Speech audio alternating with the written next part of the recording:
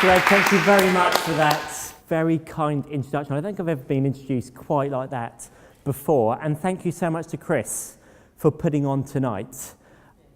Starting and finishing is what I talk about. But before I get into the nuts and bolts of it, let's look at some of those times when we may not start and finish all that well. And for you, it may be that senior management meeting or that team meeting you have to go to once a month. And on this specific meeting, you have a conversation that breaks out in any other business, and the chair says to you, because you know something about it, why don't you just do a small presentation for our next meeting? We're in another business, we haven't got a lot of time, and do a little report with that. And you say, that's not a problem at all. It's just that month has gone by real quick, and now that next meeting is tomorrow, and it's 9 o'clock at night, and it's only going to take you 3 or 4 hours to write that small presentation and report, but it means turning off your laptop at 12 or 1, and you think, life isn't quite as fun as it was a week ago, let alone 3 or 4 weeks ago when you took on that small project. Or perhaps you get those jobs done really well, and that is to the detriment of maybe your fitness, what we're here talking about today. And you have that annual medical checkup, and the doctor looks at you, and you look back, and they say, you're in pretty good shape, but you could just do with losing maybe a stone or 2.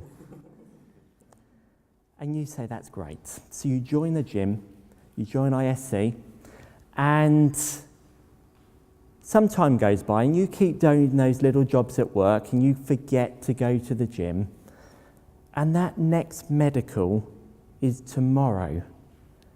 And you look at yourself in the mirror and you step on those scales and you think, oh dear, I've gone the wrong way. And you think, if only I'd just found that time to do those workouts, I'd be in a better condition for tomorrow. At its best, if we don't start and finish well, we're miserable. We're doing those jobs in the early hours, and at its worst, we're unfulfilled, either through our health or our work. So there's always time to think about starting and finishing. Now, having depressed you, I'm pleased to say there's 7 very simple steps to starting and finishing, and all you have to do is do it. Become it. Find some time for R&R. You've got to endure the pain, use your team, know when to quit, and find a little bit of desire. So what do I know about starting and finishing? As Greg said, I'm a little bit into running. And for this talk, I'm going to talk about 2 races and that little idea I couldn't quite put to bed. The first race I'll talk about is the Ultra Trail Tour de Mont Blanc. This is the run that got me into long distance running. It's 103 miles, starting in the French resort of Chamonix and doing a lap of Mont Blanc. That should have been my clue. But the first time I turned up, I found out that part of the world is bumpy. There's 9,000 vertical meters up and 9,000 vertical meters down. So to put that into some kind of perspective for you, that's the equivalent of running from here to Gatwick Airport, starting at sea level and running up just above the top of Mount Everest before running back down to Terminal 1. The French. Now, what can I say about them? They're little sods, aren't they? And I say that with a lot of love and affection, having met some really great French friends through running. But they have this idea of endurance, and it's in their DNA. And they've done it in other sports. They've done it in the Le Mans 24-hour race. They've made sports car racing a little bit harder than it needs to be. And they've done it in cycling with the Tour de France. And they've kept this going with the Ultra Trail Tour de Mont Blanc. And the way they make it that bit harder than it may need to be is they start you at 6 o'clock on the last Friday evening in August. And they give you 46 hours to get around. So for elite athletes, they'll be up for one night without sleeping. But for mere mortals like me, I'm up for 2 consecutive nights before getting back to Chamonix. The finish rate for this race may show some of that French endurance. The first year they ran it, 800 people finished, 800 people started, and 76 people finished. It's got a little bit easier in time, and they'll have around about 2,000 to 2,500 people start, and out of that, around half the people will finish. I've been lucky and finished this race 3 times, although I see myself really as a 2-time finisher. And the reason for that is the 3rd time I went, they had very bad weather, and to keep all the runners safe, they wanted to stop us going into the high mountains. They created what I called was a 110-kilometre fun run to keep everyone happy. The second race I'll talk about is the Grand Union Canal Race. And it's a very simple concept. You start at Gas Street Basin, Birmingham, and you run the whole length of the Grand Union Canal until you get to Little Venice, London. It's 145 miles. Now, where the Ultra Trail Tour de Mont Blanc is around French endurance, I think this race is much more summarised as calling it British eccentricity to the max. It's a lot smaller, around 100 people will start it, and half the people to 60% of those people are supported by their own teams.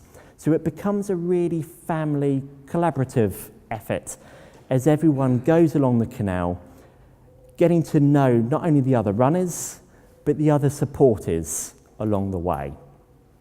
I realised that you may need a little bit of evidence that I've finished this race. So I brought my finisher's medal for the 3rd time. And you'll see it's quite a weighty thing.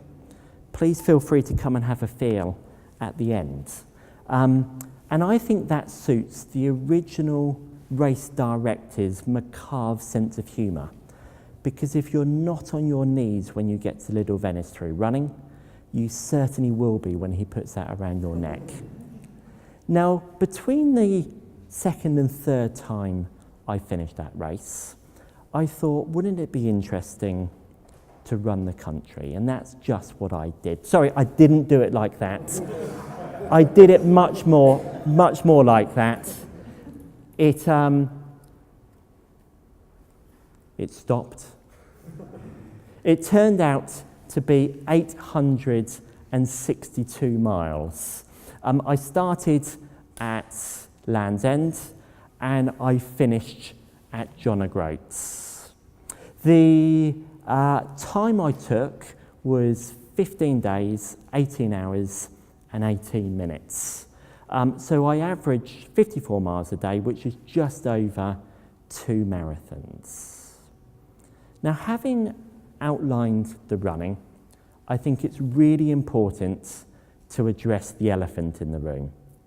And that is, you only need to look at me to realise that I am no athlete.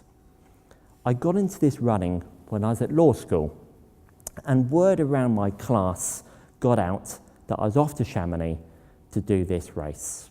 And a very good friend of mine took me to one side and said, "Tom, just be careful. This kind of thing is not really for people like you." He's a Jewish guy, and he said, "Tom, you need to look up the Hebrew word shmil. It sums you up perfectly."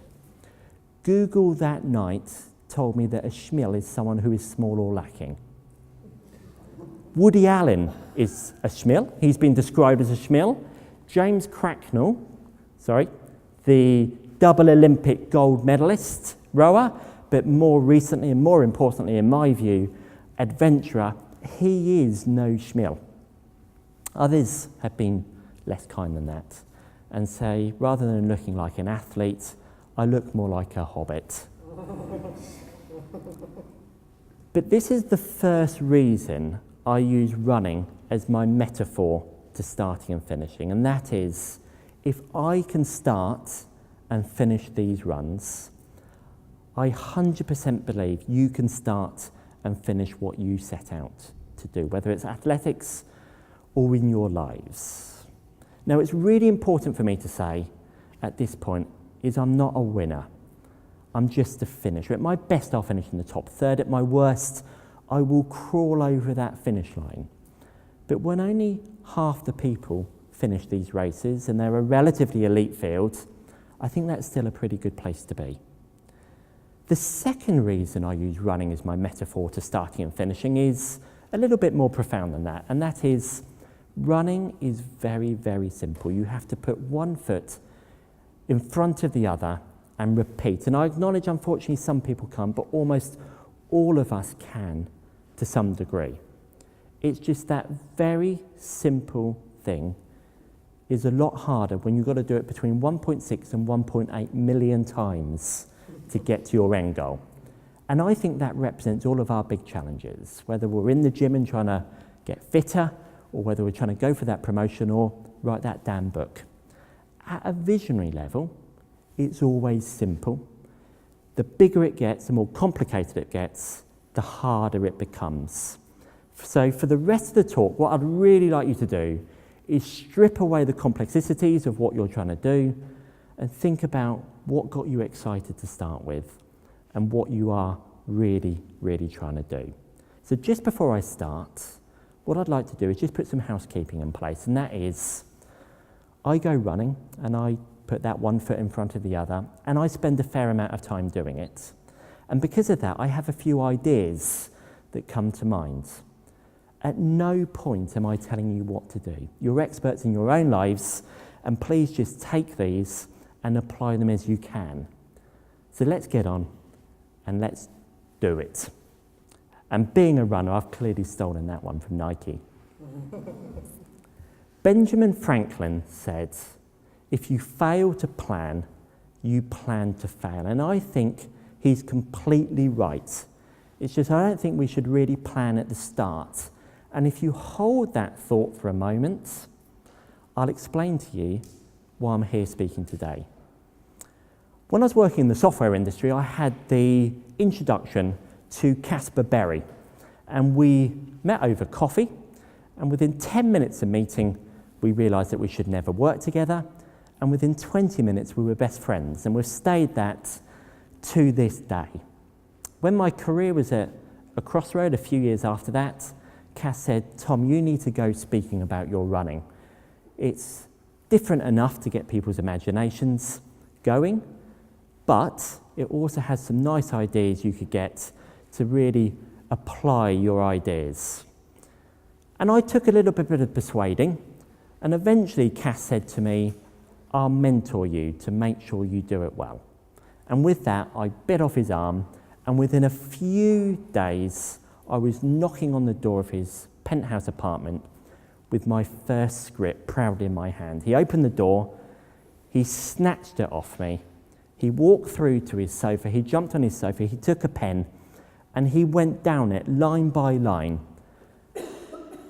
He ticked it, he crossed it, he underlined it, he smiled, he laughed, he got to the end, he looked up and he said, Tom, I never realised you could write anything so shit. He said, if you want to be a speaker, you've got to do two things. Number one is you need some originality, and number two, you need an element or a few bits of gold dust. Now let's have a chat, he said, and tell me how you got this going. So I said, Cass, I did a half marathon in a pretty tardy way, and then I entered the Ultra Trail Tour de Mont Blanc, for which Cass said, you entered without anything else? And I said, that's just what I did. And he replied, well, that's got an element of originality because most people would say you should plan before doing anything. Now, when I advocate doing it before planning, what I'm not saying is don't do a micro plan. I think that would be insane not to put down a few ideas on how you can achieve it. But what I am saying is don't write a big, comprehensive plan when you don't know if you've got any aptitude or appetite for what you're trying to do. So predominantly, I'm a business speaker, so I researched some businesses that have really moved forward without a plan, and two came to me really quickly. The first one was YouTube. YouTube set itself up as a dating site, and they very quickly realised the power of what they had created was in video sharing and not dating. And they scrapped the dating, and within 18 months they'd sold their firm to Google for $1.6 billion, which I don't think is a bad return for not having a plan. And I'd say there's probably some companies out there that spend longer than 18 months writing their first plan. The second company that struck me was Pfizer. Pfizer were doing research in cardiovascular medicine, and they stumbled across the properties of Viagra. And very ironically, within a year of launching Viagra, their share capital had doubled in size. Now, the thing is, the reason I believe that we don't like doing, but we do like planning as humans, is it's really scary to do. And it's quite nice to just think, do you know what? I'll give it a bit longer and I'll spend a bit more time making sure I've got that plan right. And I've discovered that in both running and business. Over the last 4 months, I have been working on a project called The Running Friends. And it's my absolute firm belief that if you can run 3 miles, you can run a marathon with the right mental and physical training. So I've teamed up with a couple, Catherine and Julian, and their dog Dude, and we have written an online program to take people from 3 miles to a marathon. Now, it's online, so there's videos explaining to people what they need to do.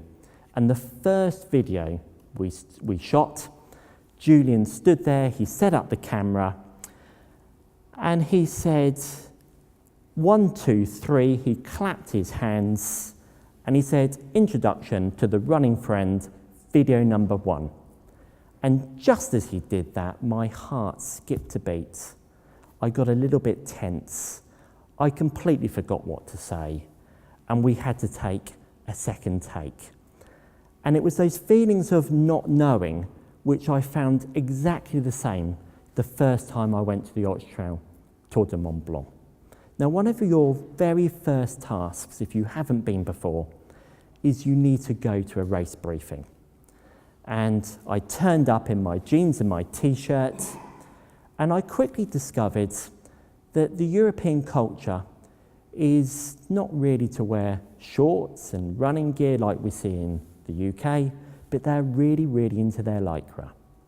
And the second thing I noticed is long distance running was very dominated by men. Let's just say diversity hasn't really come in yet. I'd say 95% of the people in the room were chaps.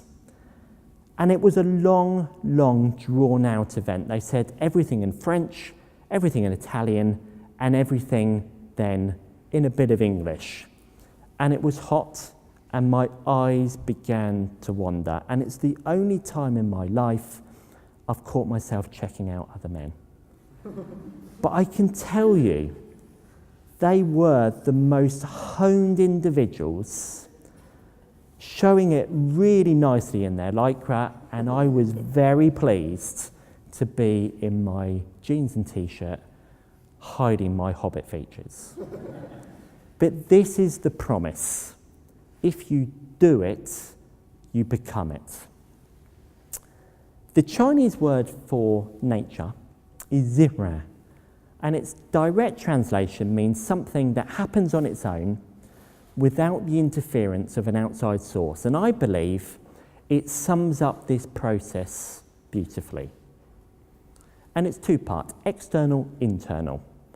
The external part of this is people see a change within you. Now, when I got into this running, I thought it would keep me off the streets, but it keeps me pretty firmly on them. And for some time, I would see people I knew in the supermarket or at a networking event, and they'd say, Tom, I saw you out jogging the other day. And then one day, one person said to me, Tom, I saw you out running. And I thought, that felt good. And it was as if at that moment, everyone else saw that change within me. I'm sure you've experienced this yourself. Maybe in your early stages of your career, you may have been copied into letters or emails from your supervisor, and there would be instructions of what's happening, and at some point it would say, and my trainee will do this for you.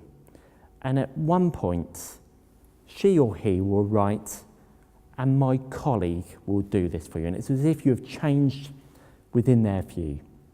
The second part of this process is internal. And that is, you will go way beyond what you think you will do to get to where you want to get to. And I discovered this for the first time at mile 125, the Grand Union Canal Race. And it's the only time in my running career I can relate to the great Paula Radcliffe. So I found out you really cannot run when you need a poo. And the relief I had when I saw the biggest bush in Uxbridge was really quite palpable. So there I was, behind the bush on my imaginary throne. We've all been there, haven't we? Okay, just me. Was really, really good. But the problem I discovered is when I was in that squatting position, I had to get back up to the vertical position to get running again. And the way I did that, and the way it was possible, was the time I'd spent doing R&R. Now, there's no time for rest and relaxation if you want to run a country. R&R in my world stands for reward and routine, and I've brought my reward with me. Good old jelly babies. Now, if any of you would like to leapfrog me in this running, I'll give you a few tips. I started off with marshmallows, but when you run for 6 consecutive hours in the rain, marshmallows become one glutinous mess. So you soon move on to something a little bit more solid, and I've found jelly babies are the best solution. And you will notice 2 things about this packet. The first thing is it's a premium brand, and I suggest you invest whatever you can. That is the best 40p you can spend. The second thing is you will also notice they're pre-opened. I can guarantee if you try and open the packet at 2 in the morning and you tear it, you will be on your hands and knees picking jelly babies out of muddy puddles before you eat them. They are quite good. Would you like one? Pass them around.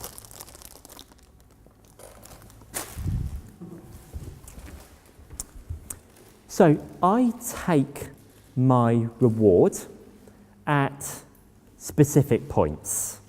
I will have a jelly baby at half distance. I will have a jelly baby at 3/4 and quarter distance.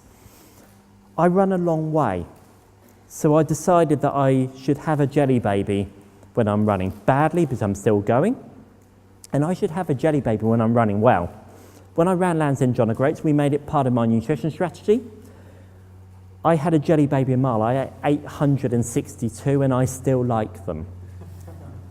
Now, the first few races I did, I overshopped, and I had a cupboard full of sweets. And I started to use them as a reward to go training. And I would just take a sweet when I left my home. And I found that a few things happened. Firstly, I got better. The more training I did, the better I got. And secondly, the training, the running became a reward in its own right. And very quickly, I didn't need that sweet to kickstart me, to get me going. And I can look back at some of the harder training runs and they become satisfying in their own right. Now, I appreciate you may not want to run 100 miles, you may not want to run 50 miles, but we all try and do something cognitive, whether at work or in our own time. And research into brain science has shown that black cab taxi drivers have a larger part of their brain for navigation than non-black cab taxi drivers, and pianists have a larger part of their brain for touch than non-pianists. And the fascinating thing is that goes up in proportion to the amount of time they've spent doing it. So I argue that we need to find rewards that motivate us to get us into routines which will make us better at what we're trying to start and finish. Now we're getting good at it, we can write our plan. And my plan comes when you endure the pain. Now, running long distances is uncomfortable. You are going to bash up your feet. You are going to walk like a duck for about a week after each race because your legs will ache. You have to eat and run at the same time, and those are two things that traditionally don't go that well together. But I know that by doing it and finding that out, I've signed up to it. And if I'm going to that, I just have to keep going. Now, the first race I entered, that Ultra Tour de Mont Blanc, and every race since, I've had to sign a disclaimer. And that disclaimer says, you will not sue the organisers for death or serious injury. And the first time and every time I've read it since, I've thought, that's a bit crazy. I quite like living. So I've made myself a deal, and I call this my contract of resilience. And that is, if I'm going to what I signed up for, I have to keep going. If it becomes too painful, I can implement a break clause, I can stop and come back another day. It's better to live and have another go than for tomorrow not to happen. Now, in the real world, I think we can convert cost to pain. And there's 4 costs associated to everything we try and do. Number 1, crudely, is financial. How much money are we willing to put into that project to start and finish? Number 2 is time. Often said time is money, but within that time, how much energy are we willing to give what we want to do? Number 3, Stephen Covey in 7 Habits of Highly Effective People talks about an emotional bank account. And he says if relationships are to work well, we have to keep our emotional bank account in the black, i.e., I do something for you and you do something for me. If we ask for a favour to get to where we're trying to get to, we're going to withdraw from that account and it could go into the red. So if we want that relationship to stay healthy, we need to understand that at some point in the future, having taken the favour, we're going to need to pay it back. And if it's taken time to do it, we may need to pay it back with interest. And fourthly, are we willing to lose some of or all of our reputation if we don't start and finish what we set out? And I'd argue it really doesn't matter if we're trying to win our biggest client or ask our partner if she or he will marry us. It's always a cost-pain calculation. Now, what I've learnt through running is there's a grey area. And that grey area is, it's hurting me more than I signed up for, but it's not going to kill me. And I was running quite comfortably on the middle Sunday around Crewe, Land's End, John O'Groats, and everything was going absolutely fine. And the sun was out, and the wind was subsided, and things couldn't have been much better. And suddenly, I felt the back of my right leg become a little bit tighter. And as I continued, it got tighter and tighter and a little bit more painful to the point where it became really quite uncomfortable. And my team stopped every 10 miles and I got to them and I had a sports therapist with me, Charlotte. And I said, Charlotte, the back of my leg is tight. She put her finger in, and being an excellent sports therapist, she managed to touch just the point where the pain was absolutely colossal. And I went through the metaphoric ceiling, and Charlotte said, oh dear, you've torn your hamstring. So I said, so what do we do now? And Charlotte said, well, this is the idea. You're going to keep running, and every 10 miles, I will massage you. So in a day, I'll massage you at the start of the day and at the end, and totally around 7 times a day. I was reintroduced over the next week that it normally hurts more to fix an injury than it does to do it in the first place. And whilst I ran another 480 miles, Charlotte reduced the scar tissue from around 4 centimetres to the size of a garden pea. Now, it's only in the time of doing it that we know how far we'll push ourselves into that grey area. But I suspect we can push ourselves much further than we think we can before we set out. Now, as I said, Charlotte helped me through that. And as you can see, she enjoyed it an awful lot more than I did. And it is our teams that get us through many issues. And I've worked out that even though there's this idea of the loneliness of the long distance runner, I have a team, and I've got 41,276 people in it. And if you hold with me, I'll very quickly explain the breakdown. The biggest part of my team, 32,500, are supporters. And this is the start of the Ultra Trail Tour de Mont Blanc. And it is like the Tour de France. They are 10 deep to start with. Everyone who comes to wave you off thinks you are a gladiator. And for that on its own, it's worth doing. But much more inspirationally than that, you'll get to checkpoints at little mountain villages at 11 or 10 at night, and it will be pouring with rain, and you will leave the checkpoint, and there'll be children 8 or 9 years old who will be standing in the rain, and they'll give you a high five before you leave. And they just give you that little incentive to keep going for a bit further. When I ran Land's End John O'Groats, especially in northern Scotland, it was lorry drivers who would drive on the wrong side of the A9, realising that I looked a little bit dishevelled and I must have come a long way and I had a long way to go. And they would honk their horns and give me a thumbs up. And all of those people just give you that little boost to keep going. The second part of my team are the organisers and people who support the races. And I think there's around 1,250 people who have been involved in all of the races I've done. From race directors to medics to logistics to just marshals. And these are the most committed marshals I know of. This is at the highest point of the Ultra Trail Tour de Mont Blanc. These people have walked up around 1,000 metres at 7 or 8 at night. They have stayed at 2,500 metres all night in the snow and the rain. It's got to maybe -10. They've made sure every runner has got through safely. And when the last runner is through, they'll walk back down at about 9 or 10 the next morning. And if it wasn't for these people, the races just would not happen. The next component is you could do these runs in your old PE gear from school.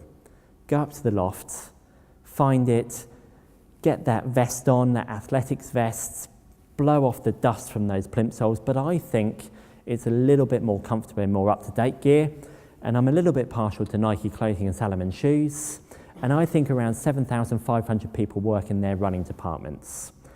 But there are people much closer to me to that. Charlotte works for Sports Med East, and there are 10 people at Sports Med East who helped me on my way, and the key person there is Dave Williams, who was one of their co-founders. He was Ipswich Town's head physio from 95 to around 2004, and what he doesn't know from the waist down really isn't worth knowing. He introduced me to the Human Performance Unit at the University of Essex, and let's say our introduction email from Dave was subjected "A Nutter in Need."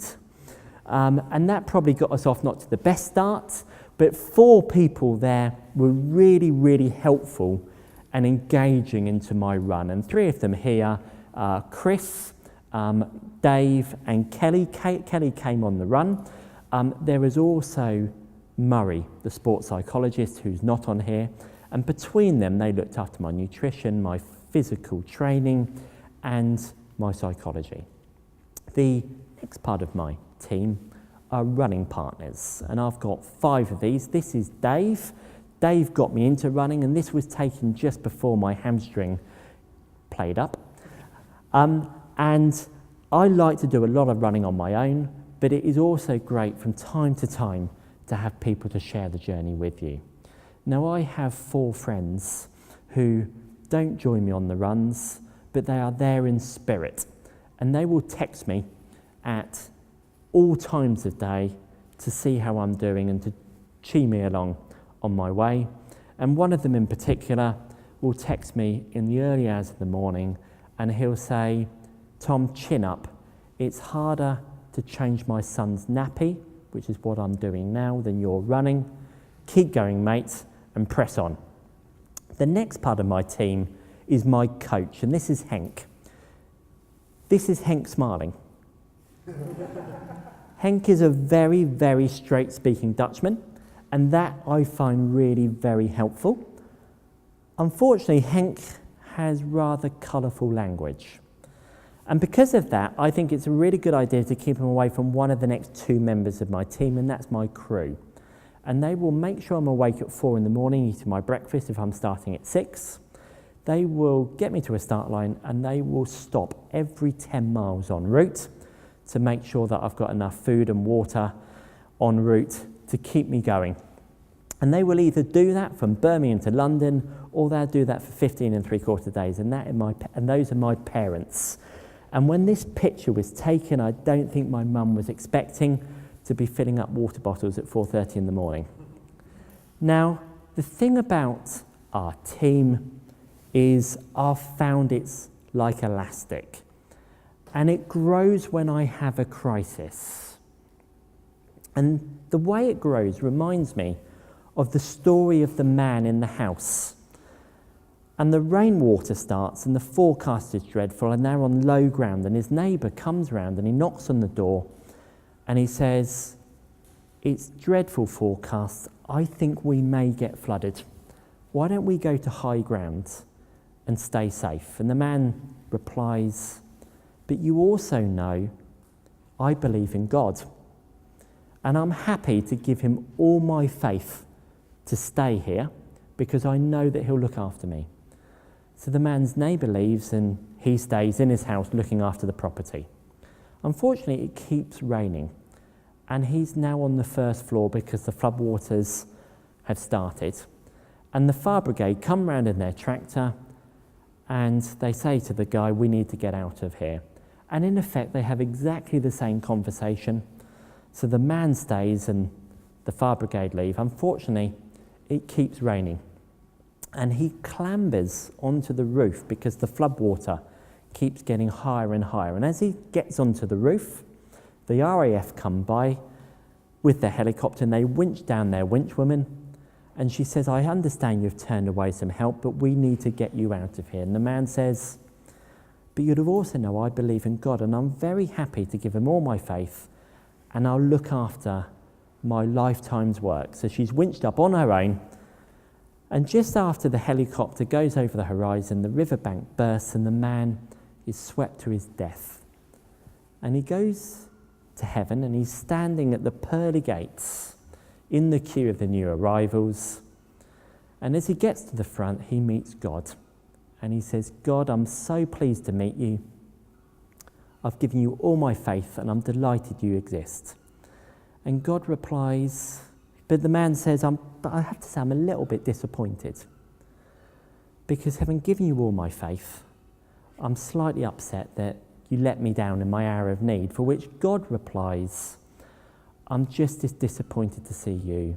I sent 3 people to save you." And it doesn't matter if you believe in God or not. The point is, in our moment of need, we need to ask for help. And I crossed the Clifton Suspension Bridge, and for the last day and a half, my feet had become uncomfortable. And it had become a hobble. And I got round the corner, and my crew were there. So I sat on a chair, and they'd been into this office, and 4 people came out of the office, and they said, "Tom, this is brilliant what you're doing. It's the Queen's birthday. Can we give you some cake? We've got some cake to celebrate." And I said, "No, thank you. My dad took some." They offered me some sandwiches, they offered me some tea and coffee and cold drinks, and I turned them all away.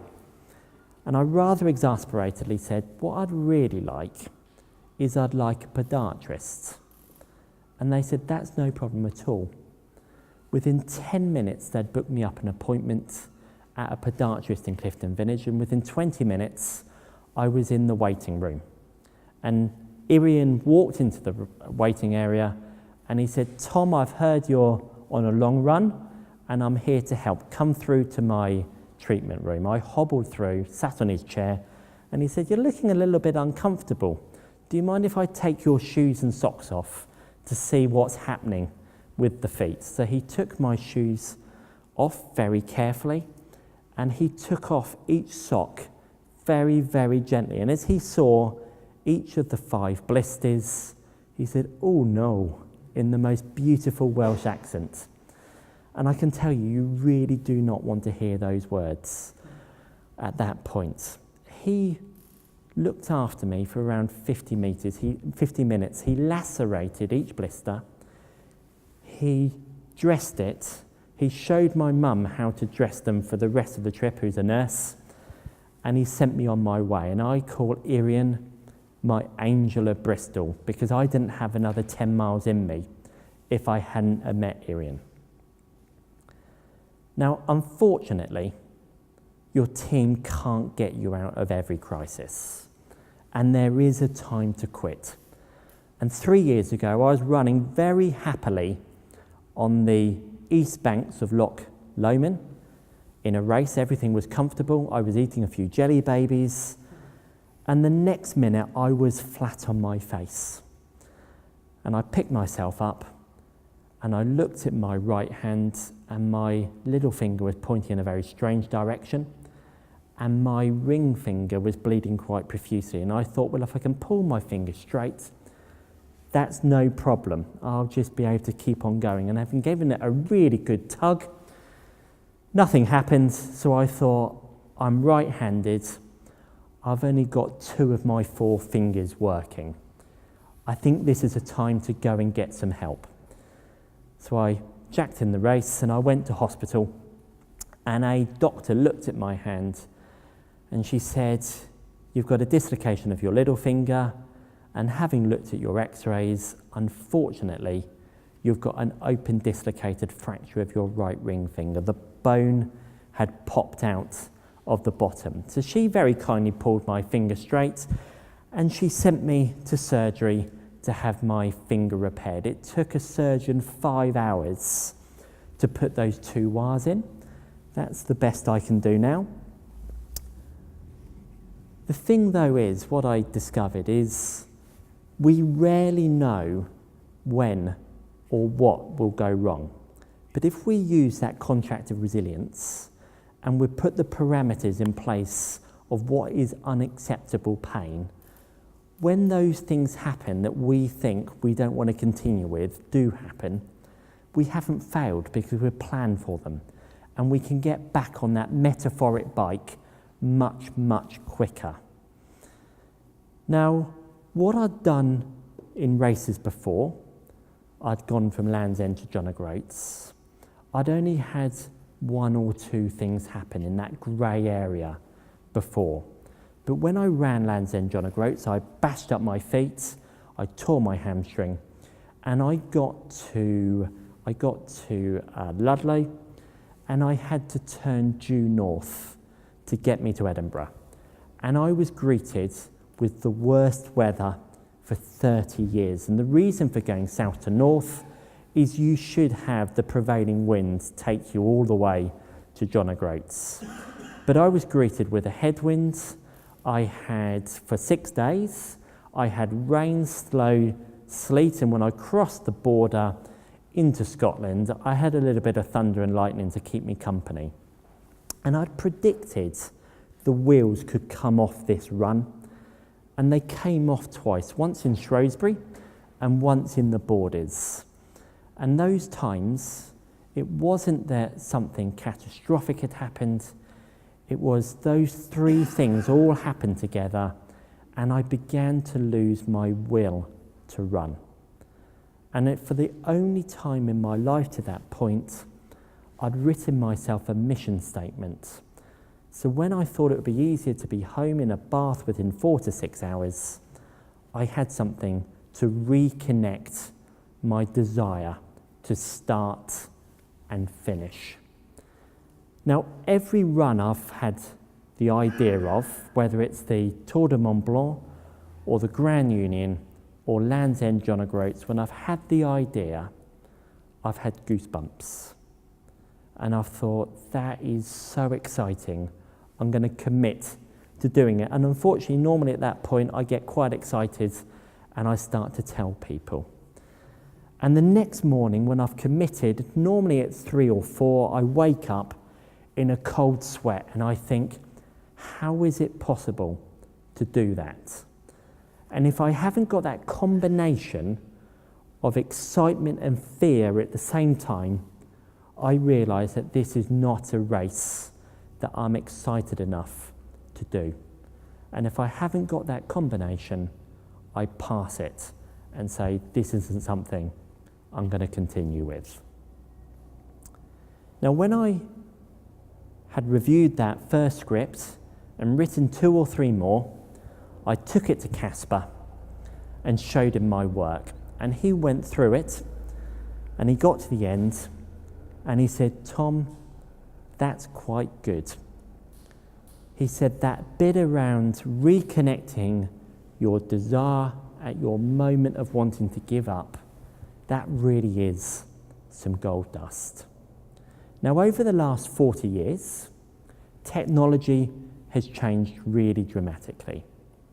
Bill Gates had an idea to put a PC on every desk, and he started and finished. Sir Tim Berners-Lee gave us the internet, and he changed how we use PCs. Larry Page and Sergey Brin gave us Google, and they changed how we use the internet. And Tim and Steve Jobs gave us the iPhone and the tablet, and changed how we use the internet. And all those people, all they did was they started and they finished. And there are some people who would say they didn't have the best products, but they still made it work. And it may be that you change the world, or it could be that you turn off your laptop at 9 o'clock rather than 1 o'clock. I wish you a bon voyage.